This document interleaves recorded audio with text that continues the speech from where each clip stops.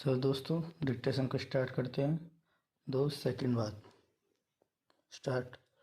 माननीय सभापति जी, मुझे इस बात की प्रसन्नता है कि माननीय सदस्यों ने अविश्वास प्रस्ताव पर अपने विचार बड़ी भावना के साथ और अपने दिल की गहराई के साथ प्रकट किए हैं।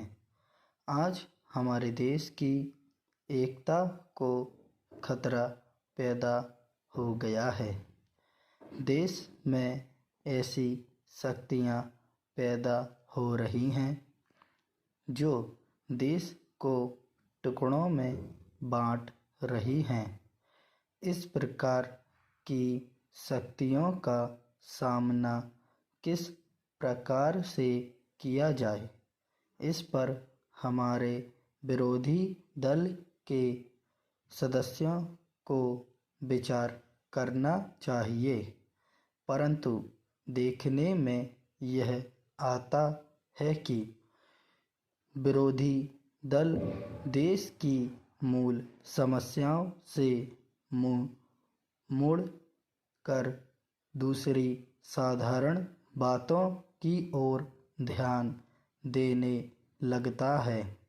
मैं विरोधी दल के सदस्यों से निवेदन करना चाहता हूं कि ऐसे अवसर पर जब हम विचार करना चाहते हैं तो हमें यह भी देखना चाहिए कि जिनके लिए हमारे देश में क्षेत्रीय प्रश्नों को लेकर, भाषा के प्रश्नों को लेकर हमारे नागरिक आपस में एक दूसरे के खिलाफ लड़ रहे हैं।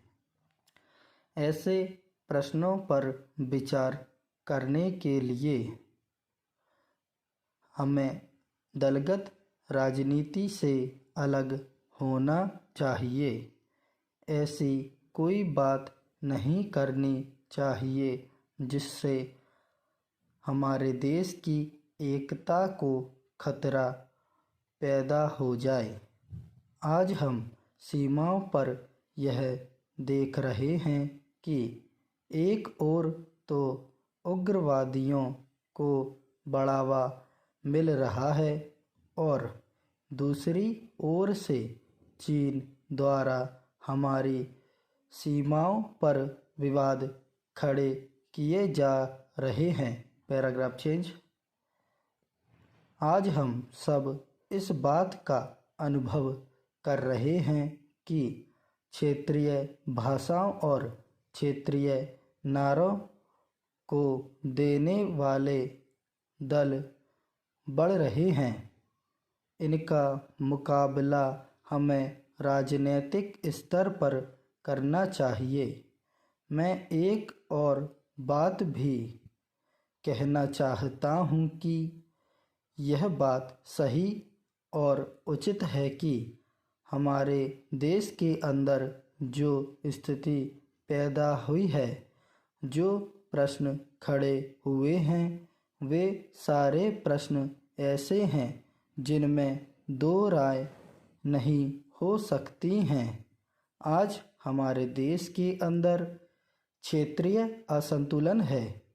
कुछ ऐसे प्रदेश हैं, जनता के कुछ ऐसे वर्ग हैं जिनकी आर्थिक स्थिति पिछले कुछ सालों के अंदर दूसरों के मुकाबले कमज़ोर हुई हैं और इसे लेकर आज उनमें असंतोष की भावना पैदा हो रही है।